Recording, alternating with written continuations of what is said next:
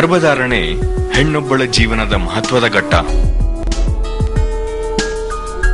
ತನ್ನಂತಹ ಇನ್ನೊಂದು ಜೀವಿಯ ಪುನರುತ್ಪಾದನೆಯ ತಾಕತ್ತು, ಅದಕ್ಕೆ ಬೇಕಾಗುವ ಪ್ರಕೃತಿದತ್ತ ವ್ಯವಸ್ಥೆ ಕೇವಲ ಹೆಣ್ಣಿನ ಜೀವದಲ್ಲಿ ಇರುತ್ತದೆ.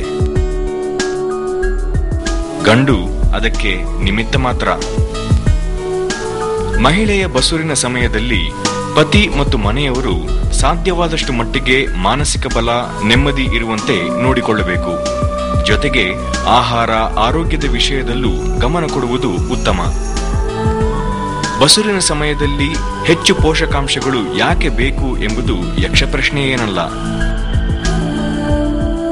ಮಹಿಳೆಯ ಗರ್ಭದಲ್ಲಿ ಇನ್ನೊಂದು ಜೀವ ಅಂಕುರವಾಗಿ ಭ್ರೂಣ ಬೆಳೆಯುತ್ತಿರುತ್ತದೆ. ಅಂದರೆ ಇನ್ನೊಂದು ಜೀವಿಯ ಉಗಮವಾಗುತ್ತಿರುತ್ತದೆ. ಅದಕ್ಕೆ ತಕ್ಕ ಹೆಚ್ಚುವರಿ ಆಹಾರ ಬೇಕೇ ಬೇಕು. ಗರ್ಭಾವಸ್ಥೆಯ ಸಮಯದಲ್ಲಿ ಜೈವಿಕ ಕ್ರಿಯಾ ಚಟುವಟಿಕೆ ಹೆಚ್ಚಿರುತ್ತದೆ. ಇದೇ ಕಾರಣಕ್ಕೆ ಗರ್ಭಧಾರಣೆಯ ಮೊದಲ ಹಂತಗಳಲ್ಲಿ ಸುಸ್ತು ಹೆಚ್ಚು. ಈ ಹಂತದಲ್ಲಿ ಹೆಚ್ಚು ಪೌಷ್ಟಿಕ ಆಹಾರ ಬೇಕು. ಈ ಸಮಯದಲ್ಲಿ ಸ್ತ್ರೀಯ ಶರೀರದಲ್ಲಿ ಹಾರ್ಮೋನುಗಳ ಬದಲಾವಣೆ ಕಾಣಿಸಿಕೊಳ್ಳುತ್ತದೆ. ಸ್ತನಗಳು, ಗರ್ಭಾಶಯದ ಸುತ್ತಮುತ್ತ ಹಾಗೂ ಅನೇಕ ಅಂಗಗಳ ಕೆಲಸ ಕಾರ್ಯಗಳು ಏರುಪೇರಾಗುತ್ತವೆ. ಹೀಗಾಗಿ ಗರ್ಭಧಾರಣೆಯ ಆರಂಭಿಕ ಹಂತಗಳಲ್ಲಿ ಹೊಟ್ಟೆ ತೊಳಿಸುವುದು, ಅಜೀರ್ಣ, ಹುಳಿತೇಗು ಮುಂತಾದ ಜಠರ ಸಂಬಂಧಿ ಸಮಸ್ಯೆಗಳು ಕಾಣಿಸಿಕೊಳ್ಳುತ್ತವೆ.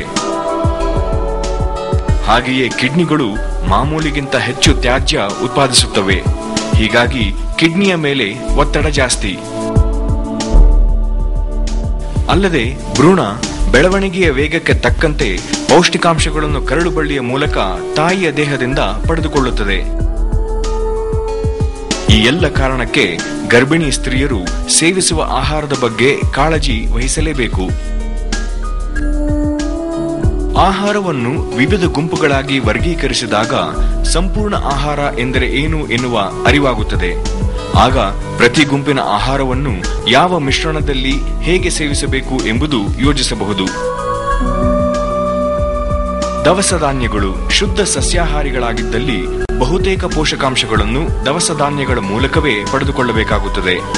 ಹೆಚ್ಚು ಹೆಚ್ಚು ಮೊಳಕೆ ಕಾಳು, ಬೇಳೆ, ಇತರ ಧಾನ್ಯಗಳನ್ನು ಬಳಸುವುದು ಉತ್ತಮ.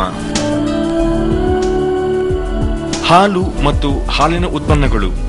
ಹಾಲು ಪ್ರೋಟೀನಿನ ಉತ್ತಮ ಮೂಲ. ಜೊತೆಗೆ ಗರ್ಭಿಣಿಯರಿಗೆ ಅವಶ್ಯವಿರುವ ಕ್ಯಾಲ್ಸಿಯಂ ಹೇರಳವಾಗಿರುತ್ತದೆ. ತರಕಾರಿಗಳು. ವಿಟಮಿನ್ಗಳು ಮತ್ತು ನಾರಿನಾಂಶವನ್ನು ಹೇರಳವಾಗಿ ಹೊಂದಿರುವ ತರಕಾರಿಗಳನ್ನು ಗರ್ಭಿಣಿ ಸ್ತ್ರೀಯರು ಯಥೇಚ್ಛ ಬಳಸಬೇಕು. ಬಸುರಿ ಹೆಂಗಸರಿಗೆ ವಿಶೇಷವಾಗಿ ವಿಟಮಿನ್ ಎ ಮತ್ತು ವಿಟಮಿನ್ ಸಿ ಹೆಚ್ಚು ಬೇಕು. ಹಸಿರು ತರಕಾರಿಗಳಲ್ಲಿ ಫೋಲಿಕ್ ಆಸಿಡ್ ಹೇರಳವಾಗಿರುತ್ತದೆ. ದಿನವೂ ನಿಂಬೆಹಣ್ಣಿನ ಶರಬತ್ತು ಅಥವಾ ಸ್ಯಾಲಡ್ಗೆ ನಿಂಬೆರಸ ಸೇರಿಸಿ ಸೇವಿಸಿದರೆ ವಿಟಮಿನ್ ಸಿ ಸಾಕಷ್ಟು ಪ್ರಮಾಣದಲ್ಲಿ ದೇಹ ಸೇರುತ್ತದೆ.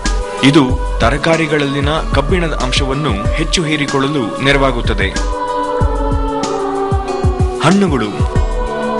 ಗರ್ಭಸ್ಥ ಶಿಶುವಿನ ಬೆಳವಣಿಗೆಗೆ ಮತ್ತು ಗರ್ಭಿಣಿಯರ ಆರೋಗ್ಯಕ್ಕೆ ಹಣ್ಣುಗಳ ಕೊಡುಗೆ ಬಣ್ಣಿಸಲು ಅಸದಳ.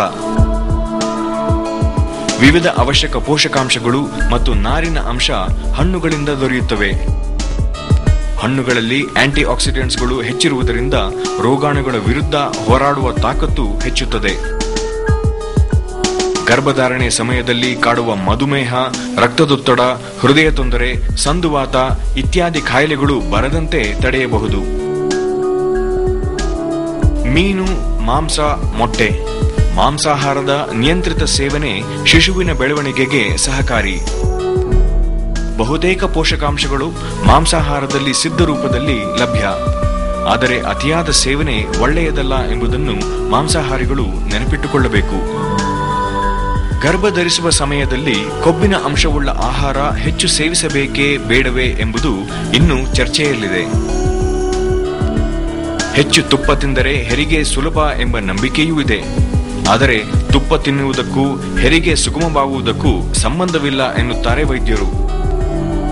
ಹಾಗೆಯೇ ಕುರುಕುಲು ತಿಂಡಿ, ಫಾಸ್ಟ್ ಫುಡ್, ಚಾಟ್ಸ್ ಗರ್ಭಿಣಿ ಸ್ತ್ರೀಯರಿಗೆ ಒಳ್ಳೆಯದಲ್ಲ ಎನ್ನುತ್ತಾರೆ. ಜನಿಸುವ ಮಗು ದಷ್ಟಪುಷ್ಟವಾಗಿ ಆರೋಗ್ಯವಾಗಿ ಇರಬೇಕು, ಬಾಣಂತಿ ಉಸ್ಸನ್ನಬಾರದು ಎನ್ನುತ್ತಾರೆ ಹಿರಿಯರು. ಸಮತೋಲಿತ ಸಂಪೂರ್ಣ ಆಹಾರ ದೊರೆಯುವಂತೆ ನೋಡಿಕೊಂಡರೆ ಎಲ್ಲರ ಹಾರೈಕೆಯೂ ಈಡೇರುತ್ತದೆ.